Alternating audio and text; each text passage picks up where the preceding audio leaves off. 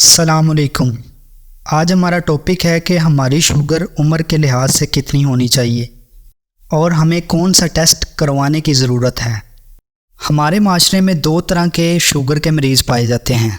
एक जो young age में यानी कि छोटी उम्र में शुगर में मुब्तला हो जाते हैं और दूसरा ओल्ड एज में जो शुगर में मुब्तला होते हैं। यंग एज वाले वो मरीज़ जिनकी उम्र 40 से 50 साल तक हो वो यंग एज में होते हैं और जिनकी उम्र 50 साल हो वो ओल्ड एज कहलाते हैं। अब बात करते हैं कि यंग एज में शुगर कितनी होनी चाहिए और ओल्ड एज में शुगर कितनी होनी चाहिए।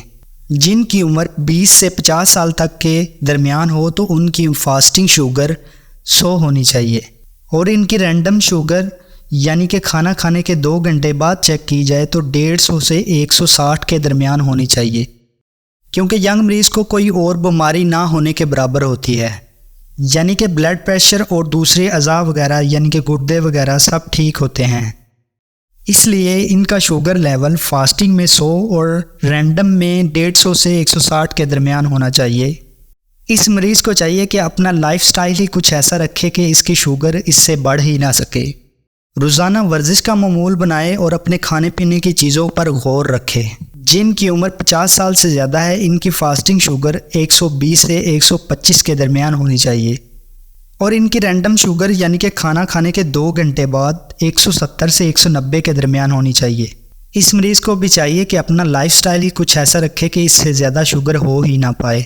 शुगर वाले मरीज़ को चाहिए कि वो अपना हर 6 माह बाद गुर्दों का टेस्ट करवाए और अपने ब्लड प्रेशर का ख्याल रखे, उसको हाई ना होने दे।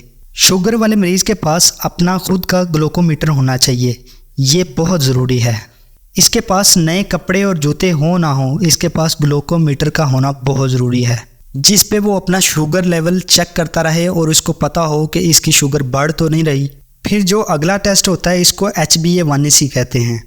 इसको हीमोग्लोबिन 1c भी कहा जाता है। इस टेस्ट में क्या होता है कि हीमोग्लोबिन 1c की परसेंटेज चेक की जाती है। इस टेस्ट में आपको पिछले 3 महीने की शुगर एवरेज जो आपके खून में होती है इसके मतलब पता चल जाता है। मसलन अगर मरीज़ की 1 महीने की फास्टिंग शुगर 100 से कम हो और रैंडम शुगर 150 से कम हो तो इसकी हीमोग्लोबिन परसेंटेज 5.7 से कम के दरमियान रही होगी। और अगर आपकी शुगर 150 से 200 के दरमियान रही होगी और फास्टिंग शुगर 100 से 126 के दरमियान रही होगी तो आपका HbA1c यानी कि हीमोग्लोबिन परसेंटेज 5.7 से 6.5 के दरमियान आएगा, जिसको हम प्री डायबिटिक या बॉर्डर लाइन शुगर कहते हैं। अगर ये HbA1c 7 पॉइंट के करीब आ रहा है तो इसका मतलब ये होगा कि आपकी रैंडम शुगर यानी कि खाना खाने के बाद 250 से 170 तक आ रही है और फास्टिंग में 150 से 170 तक आ रही है। और अगर आपका HbA1c हीमोग्लोबिन परसेंटेज 9 से 10 आ रहा है तो आप समझ लें आपकी शुगर फास्टिंग में और रैंडम में बहुत ज़्यादा आ रही है। इसलिए शुगर वाले मरीज़ को चाहिए कि वो हर 6 माह बाद HbA1c यानी कि हीमोग्लोबिन परसेंटेज टेस्ट ज़रूर करवाए।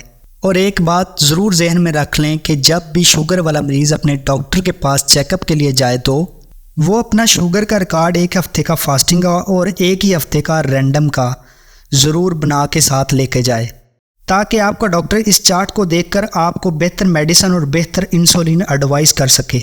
अगर आपने मेरा पिछला टॉपिक जो शुगर के मतलब था आपने नहीं देखा तो ज़रूर देख लें। इसमें मैंने बताया है कि शुगर कैसे होती है और शुगर की अलामात क्या हैं। इससे अगले टॉपिक में मैं बताऊंगा कि शुगर वाले मरीज़ कौन सी डाइट यानी कि खुराक ले सकते हैं। इसलिए आप मेरा अगला टॉपिक ज़रूर देखें ताकि आपको शुगर डाइट के बारे में पता चल सके।